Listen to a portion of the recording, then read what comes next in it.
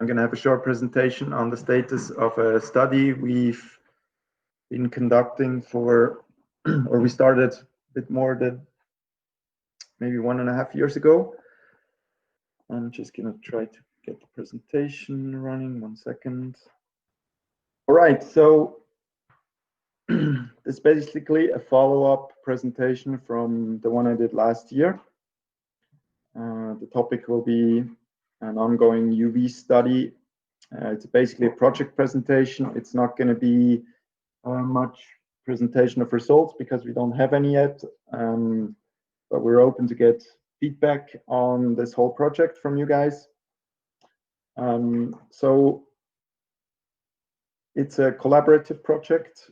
It's not just the ISA working on this. We're working together with the International Alpine Federation, UIAA. And I put in this nice picture because this is one of the test locations. It's Jungfrau Joch, about 3,500 meters above sea level here in Switzerland.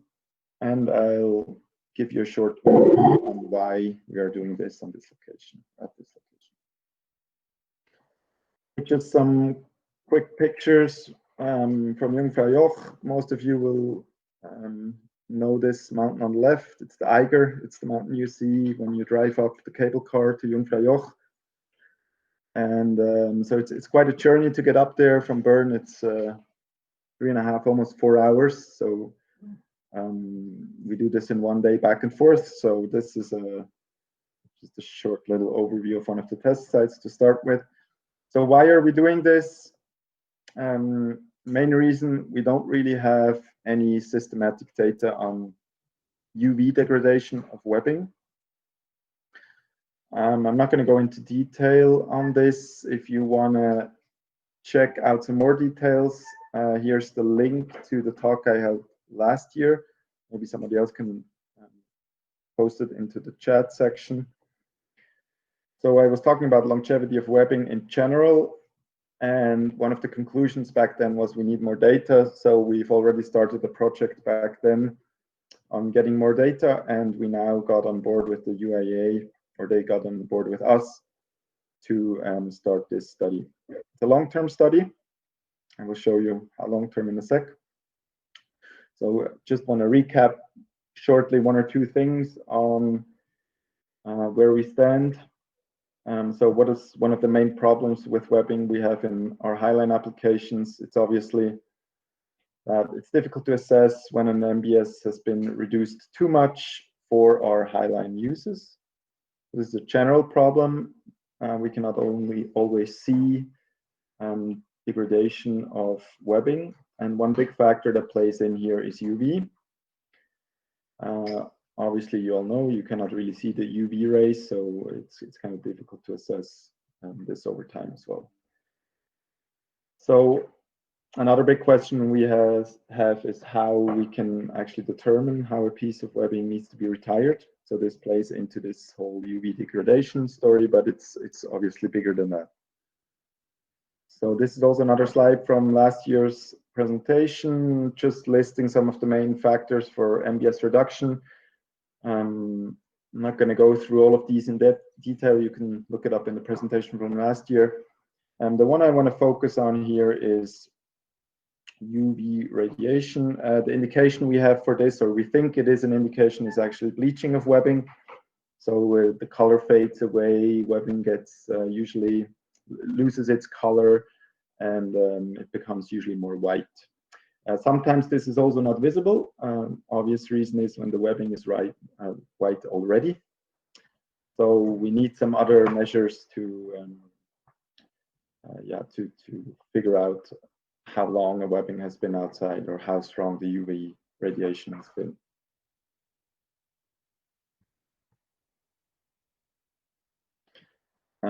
As all of you probably know, we have published a webbing standard for highline webbings this year. It's ISA 41.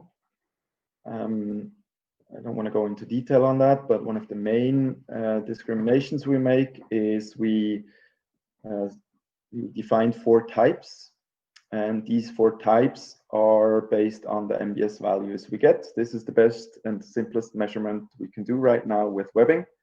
So we test not we test, but an independent test lab makes tests on a new webbing, and it is put into one of those 4 types, from type A plus with 40 plus kilonewton MBS to type C, not to be confused with pink tube type C, so it's our separate type C with 22 kilonewton plus.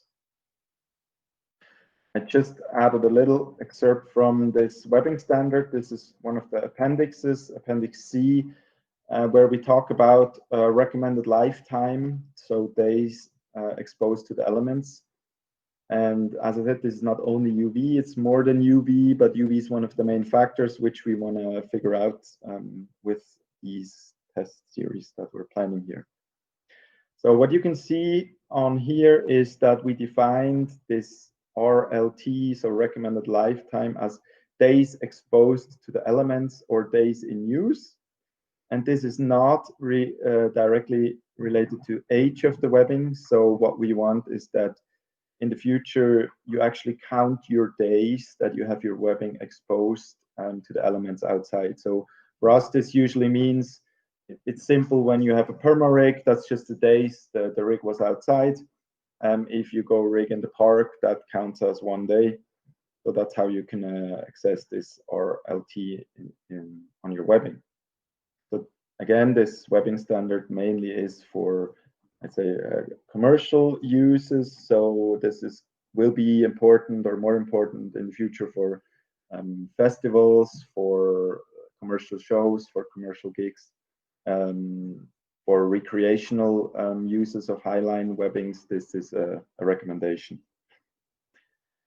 So you can see here that we separated the different strength classes, or we list the different strength classes, and we also list so far 4 different types of material. So we have polyamide, polyester, high-tech, and all other.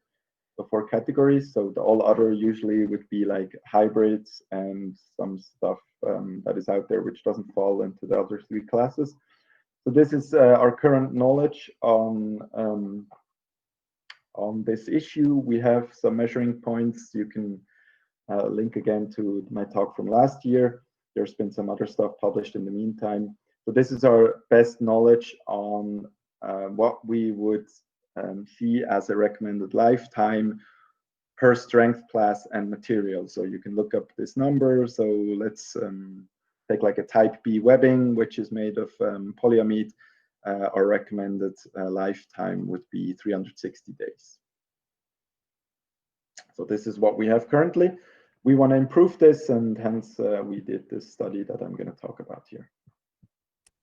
So the first step in doing this study is we had to do lots of concepts, proposals. We did one to the UIEA Safety Commission. We did another one directly to the research station up at Jungfraujoch. We did some more of those concepts, which are not relevant anymore, but just that you see how we went about. So we described the problem. We sent in these concepts, one for funding and the other one for getting the location. And we got back some positive feedback. So we came up basically at the end with these 3 locations. One, as I already mentioned, the Jungfraujoch in Switzerland, which is famous for high alpine studies. Then another one near Christchurch in New Zealand. And the third is a bit a special case. We chose to put a batch of samples into, or we will put a batch of samples into a weathering chamber, which I will talk about in a sec, in the UK. So we have 3 completely independent batches of the same webbings that will be tested. The reason why we chose Jungfraujoch, one of the main reasons is up at Jungfraujoch, they do UV measurements on site. This is what such a UV measurement device looks like. And here you can see the samples from like the testing points throughout a year at Jungfraujoch. The months you can see on the X scale, and on the Y scale you see irradiance is measured by watt per square meter. Yeah, the values are not visible here, but I think the top, I have to add this to the presentation, is about 400 watts per square meter for Jungfraujoch are the highest values on this little graph here. So you see there's quite a scatter, but you can calculate kind of an average, and that's what we're going to be working with. Accumulate these values to actually get some absolute values about UV measurements at Jungfraujoch.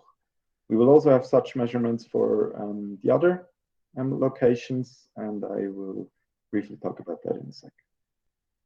So here just a couple pictures from the UV, from the test lab up at Jungfraujoch. This is what it looks like, 3,500 meters above sea level. It's a very touristic place. It's a alpine science station, and this is actually the view towards south, towards Aletsch Glacier, Big Aletsch Glacier, and our testing location is here circled in red. It's not at the top of the building, but it's a bit lower on this cliff side. This is actually facing south, so this will give us the highest UV values, and it's also very near where they measured the UV on site.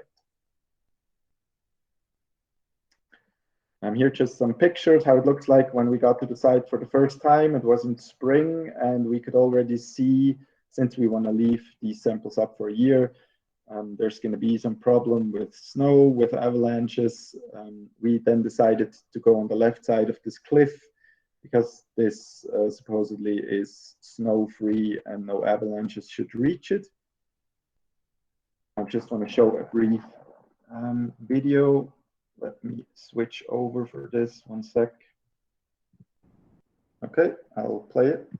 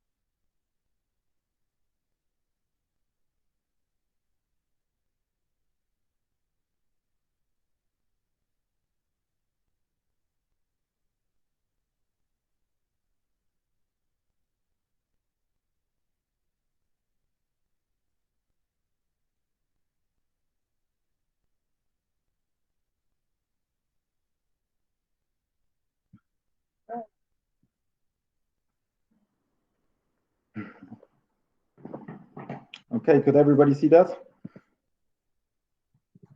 Cool. Okay, I'll go back to the presentation. Do you have to always keep the snow off of it?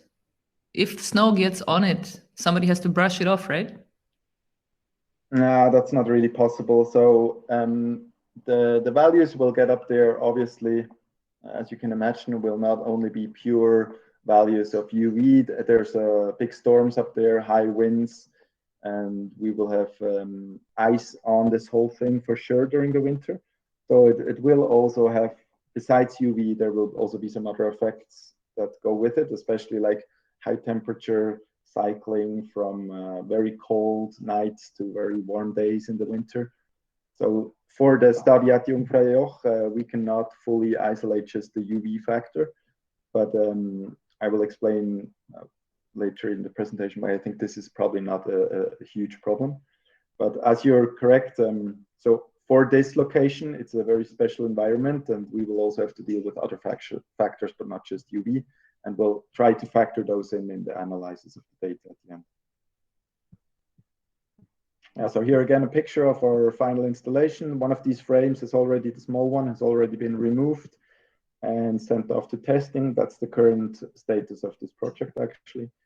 Here's just another picture from top. So we have to work on ropes to install these frames. And this is what it looks like, how we installed them. So we kind of tried to keep them off the cliff with wood, and then we attached them with cable to the rock fence behind. So we made it as sturdy as possible, so these don't get brushed off and just end up somewhere down in the ditch here. We'll have to see how well this works. Another part of this whole study was actually we had to get insurance. So we had to get insurance to put these frames here. So in case they blow off and we damage something, that this is also covered. Okay, this is for Jungfrau Joch. This picture now looks completely different. It's a picture from New Zealand, down by the lake.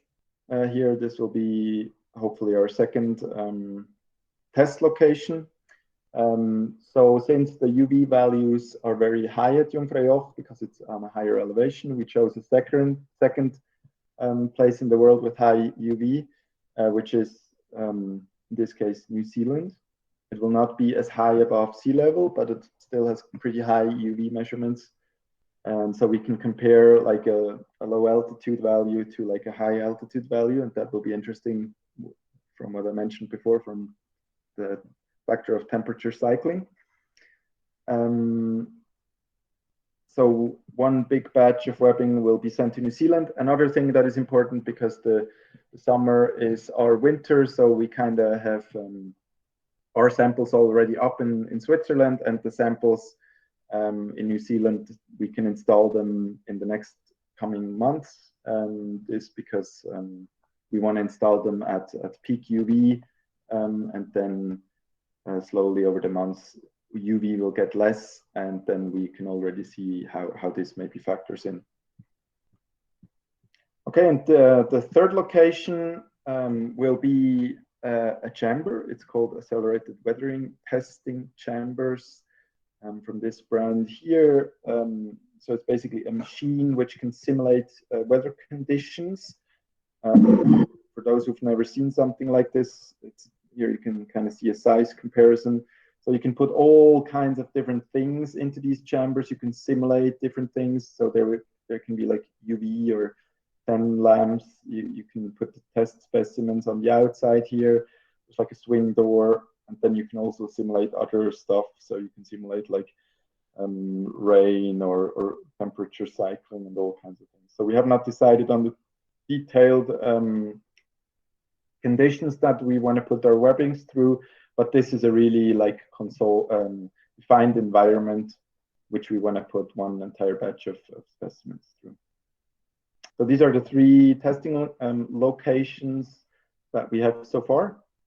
And here are the webbings we will be testing. So we try to get a broad range of different materials in. So we have some from the weave side, we have some tube, we have some core, and we have some flat stuff. Material-wise, we have polyamide and polyester. And here are just the strength values supplied by the manufacturer. We will, of course, double check these if these are actually accurate. And then the actual name or brands of the webbings. So these are the manufacturers that either agreed with participating in the study or we just bought specific webbings for this test from the manufacturer, sometimes at a little bit better conditions. So these are the frames we will be using, 2 by 2 meters. Here you can already see 2 specimens which are in there. This is a frame which we will most likely need in New Zealand because there's no like cliff to hang the frame to, like a standing frame. So it's just made by simple 2 by 4 wood.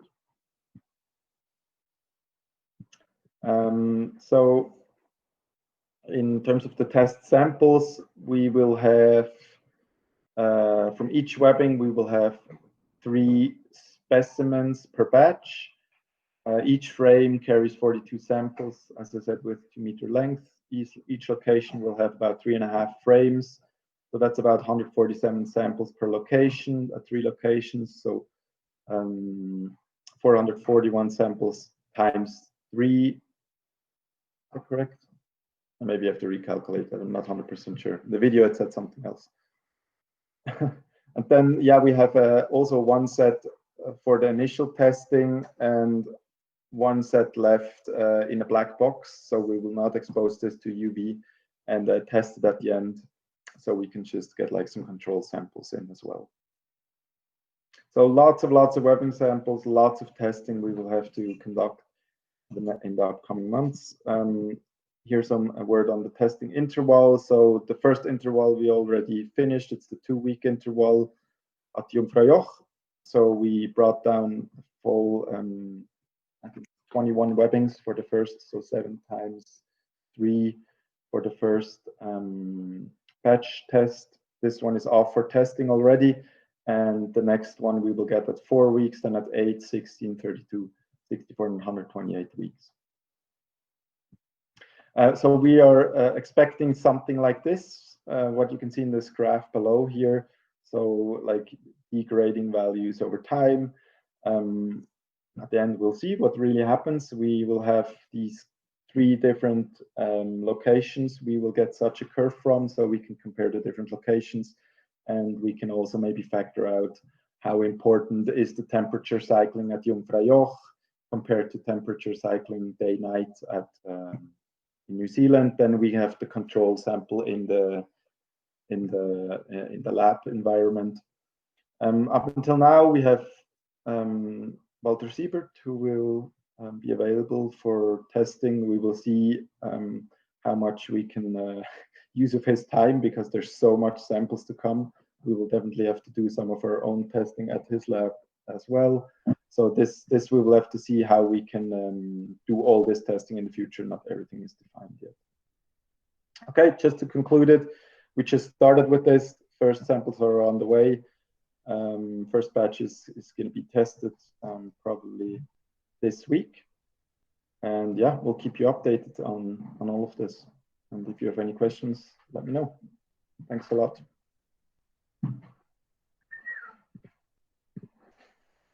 Okay, I'm just going through the chat now. Okay, yeah. Yeah, so as you mentioned, it's speculation. I think tension will not have a huge effect. That's my personal opinion. Huh? Don't take me on this.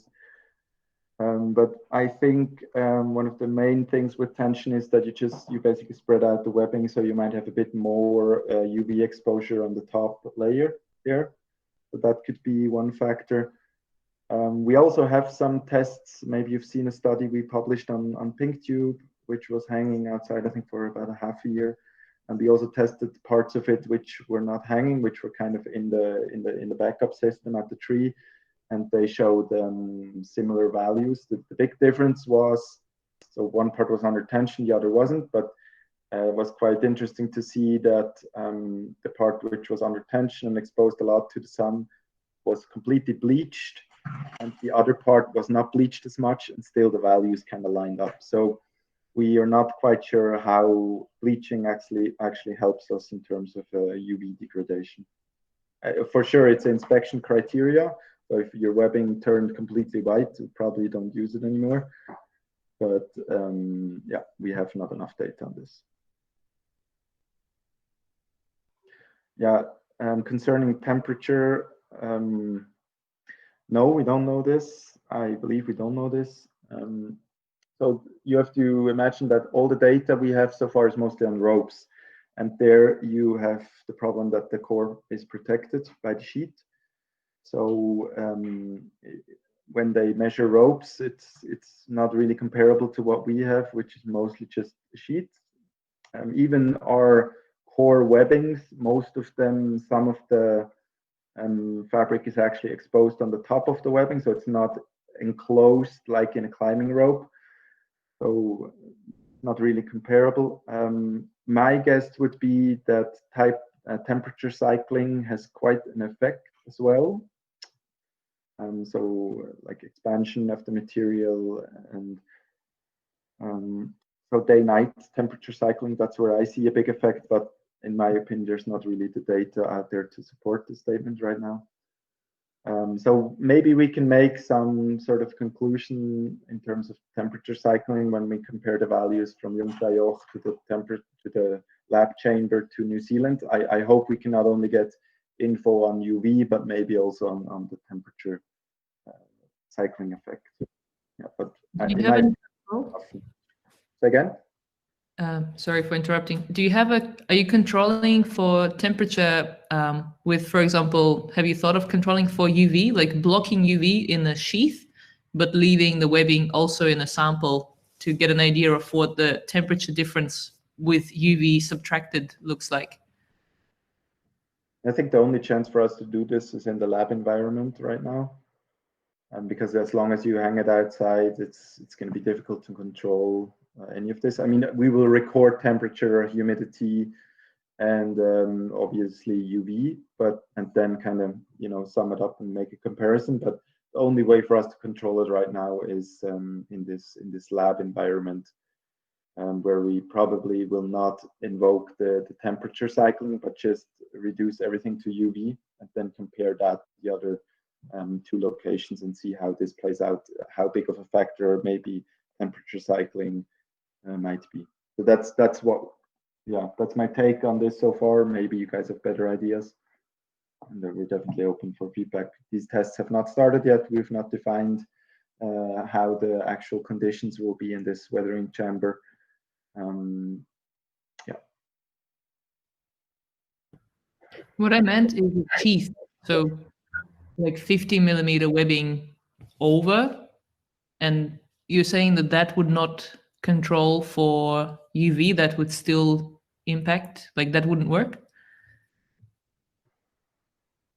Can you rephrase your question again? So with all of the pieces of webbing hanging, you could hang one more in the same place, but just sheath, like protected from UV with another piece of webbing that is opaque to the sun. So it still sees the same temperature drops, but no UV. Do you think it won't work?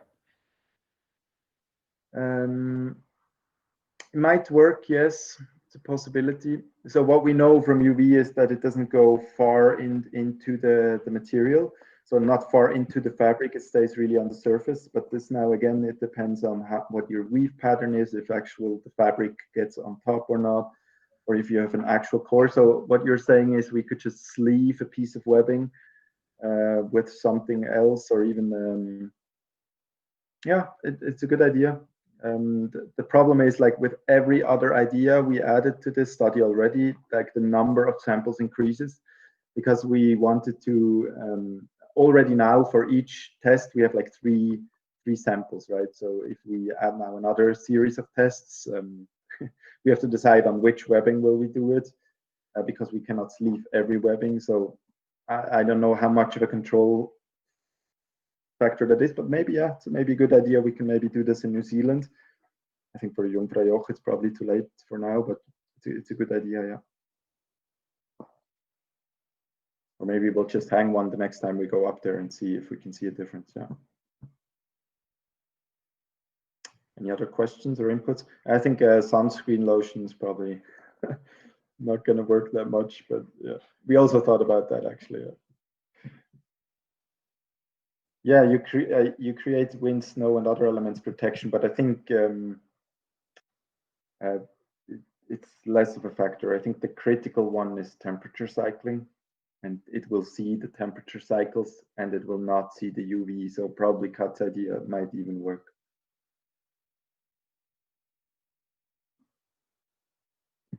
Yes, so yeah, I've heard of this idea with like a webbing sock, and I think it's a good idea actually. If you look at, for instance, the Ticket to the Moon hammocks, they also have socks you can pull over them, protected from UV. Definitely not a bad idea for perma-rigs. The problem is more like rigging, handling, and maybe you have friction inside of this sock that will then damage the webbing. So I think there's more unknowns there as well. But still, maybe this could be a future for perma-rigs to kind of hide away your webbing from UV. Why not? Yeah, good idea. Yeah, so stacking two pieces is more difficult because you have wind up there and the webbing always moves a bit. So like the lower part of the webbing will always see some UV as well. So we cannot guarantee that it's fully flat. So you have lots of wind up there, and yeah. What you mean is like in between the two that this is protected. Yeah, maybe a good idea. And abrasion, yeah, big one, yeah. Any other questions? I saw, Walter, you turned on your camera.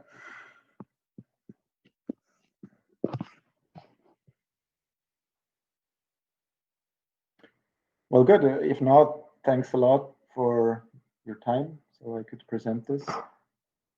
And yeah, we'll keep you updated on the further studies on this. It's a big one for us. It's also budget-wise, it's a big one. We're not sponsored. We're all doing this in our free time, voluntary work. We have to spend like one full day every time we go get samples at Jungfraujoch. And of course, also million thanks to Walter that he, spends all his time as well with us doing all this research. This is yeah, worth a big applause for sure for Walter as well.